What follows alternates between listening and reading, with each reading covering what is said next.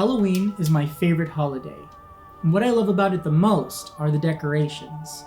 I love to make my own decorations. Today, I'm going to teach you how to make the most peculiar planters so that you can haunt your home. So first, I'm going to start off by shaping some air dry clay into a square. Next, I'm going to add some rulers on each side. This helps the clay maintain the same thickness throughout. I like to roll my clay in between two pieces of parchment paper. The clay that I use is called DOS, and I will link it below. It's anti-crack and anti-shrink.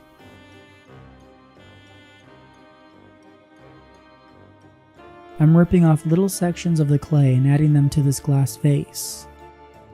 When working with this clay, water is your saving grace. I just use a little bit at a time just to smooth it in. Give everything just a little massage, make sure it's all cohesive. It's okay if it's a little lumpy because that's part of the aesthetic. I add one piece to the top and to the bottom to make it look kind of like a space helmet. Then I trim off the excess.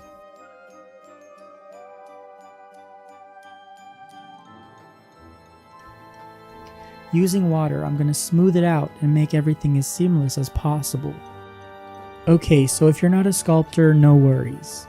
So I'm going to take these cookie cutters and I'm going to use them to sculpt the eyeball. I lightly press it in biggest to smallest. Now for this you can use anything you have around your house. Sometimes I use measuring spoons. For the last bit I used spice caps. Once I've sculpted everything, I store it inside of a cabinet to dry. This prevents the air from hitting it and cracking. I'm going to drizzle some school glue into some lukewarm water. Next, I'm going to get some instant espresso and mix it in. This is going to create a natural stain for our eyeball. It's going to look so cool. I divide the mixture into 3 bowls. I want different hues, so I'm going to add a little more espresso to make it a bit darker. Second, I'm going to use a bit of plum acrylic paint, just a bit, because we just want it to stain and not paint. And lastly, I'm going to add some black.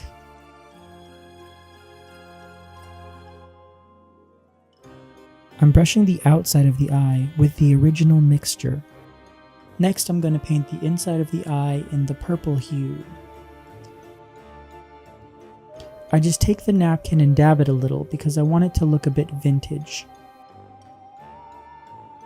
Lastly, the iris is going to be dark brown and the pupil is going to be black.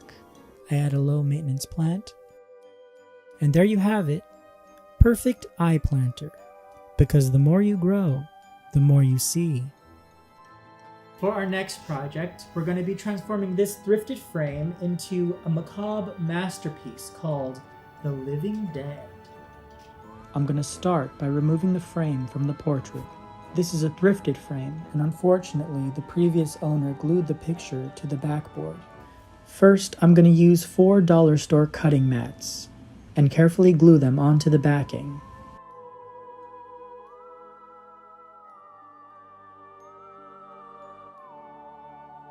Next, I trim the edges so that it can fit perfectly back into the frame.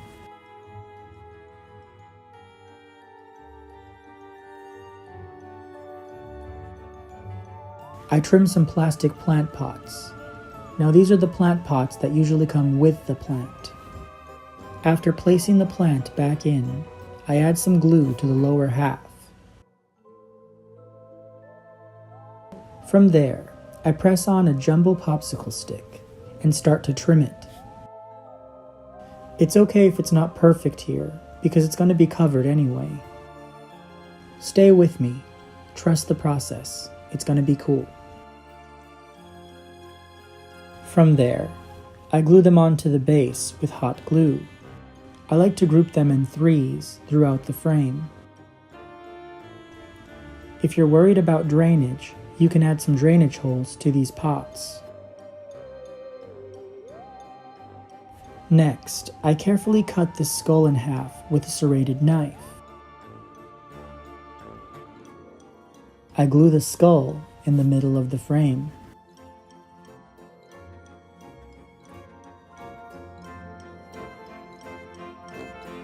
Gluing moss to the planters disguises them and gives them a mound effect.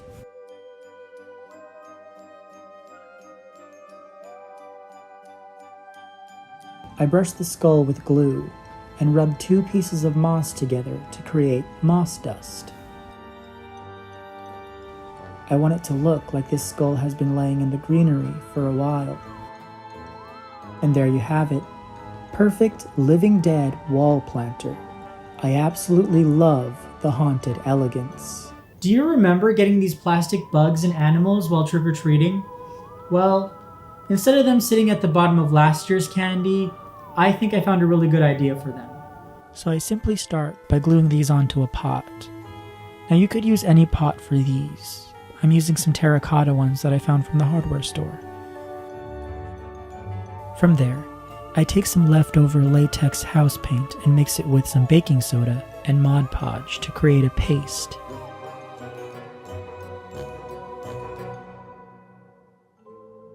From there, I brush the paste all around the outside.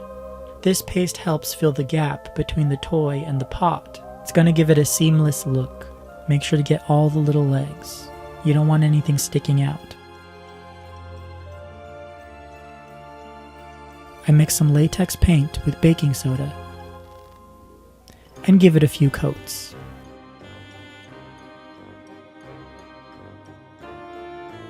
Perfect creepy embossed planters. So today, I'm going to show you how to make a creepy curation of Curiosities. After I rip the head off of this doll, I use a craft saw to cut off the top half of the head. Next, I squeeze on some antique gold rub and buff. This stuff is so cool, it makes everything look fancy. I go in with a detail brush to make sure I get all the crevices. I take a cotton cloth and buff it out. This makes it shiny.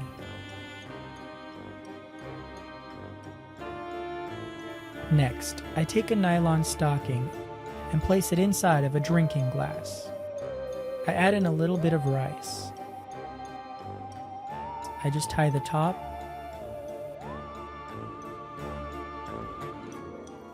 and cut off the excess.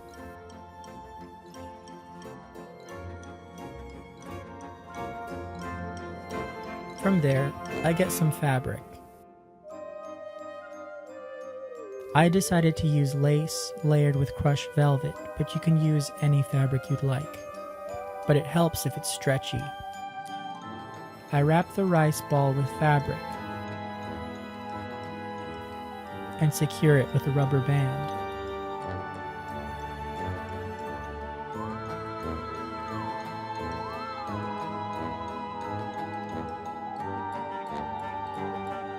I place it into the baby head, add some sewing pins, and bam! Perfect pinhead pin cushion. So today I'm going to show you a trick on how to turn printed art into a faux oil painting. Alright, let's get started. So first I'm going to take some printed art that I found online. These art pieces are in the public domain, and there are a lot of sites online that have this huge collection of oil paintings that you can just download and print. Today I'm going to work on Edvard Munch's The Scream and Van Gogh's Starry Night.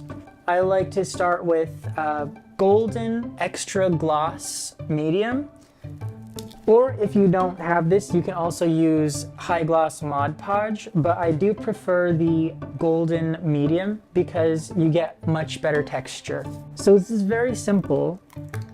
All you do is get a paintbrush and a glob of the medium and just start painting it onto the picture.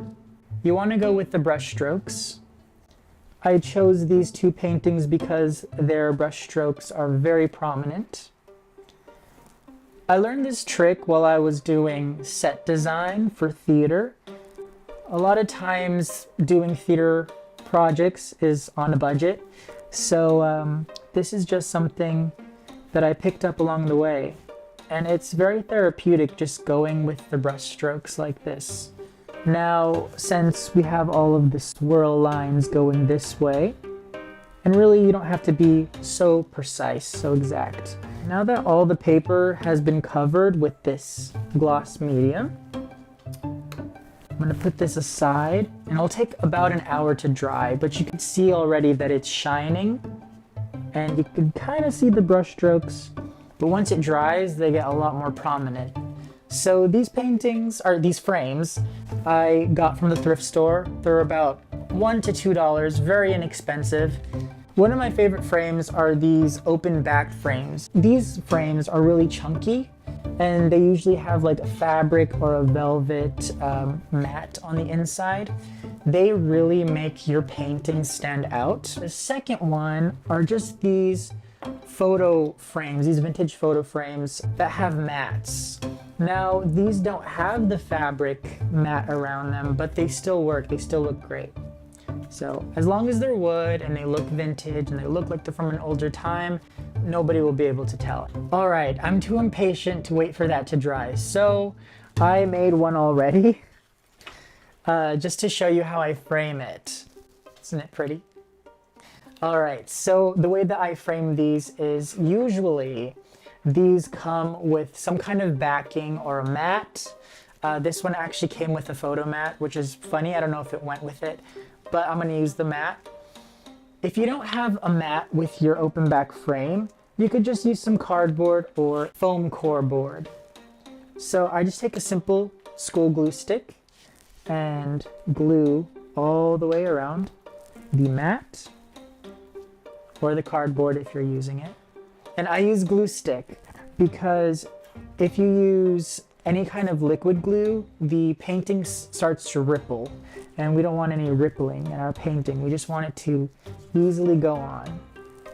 Additionally, you could use double-sided tape if you're not into glue, but glue's great. So I'm using the mat as a backing, and I'm not putting it on the painting. After it is nice and glued, I'm gonna grab the frame and just place it in. These mats make it really easy to cut it to the exact size that it's supposed to be, so I love whenever they have mats. You can glue it in if you want. I like to tape them because sometimes I like to switch the paintings out. It depends on my mood. I'm just using some painter's tape because it's not so harsh on any of the paper material on the bottom. And this doesn't have to be perfect because nobody's gonna see this part. All right. And voila, you have a perfectly framed piece of art. It's like your house could be a museum. Just so awesome.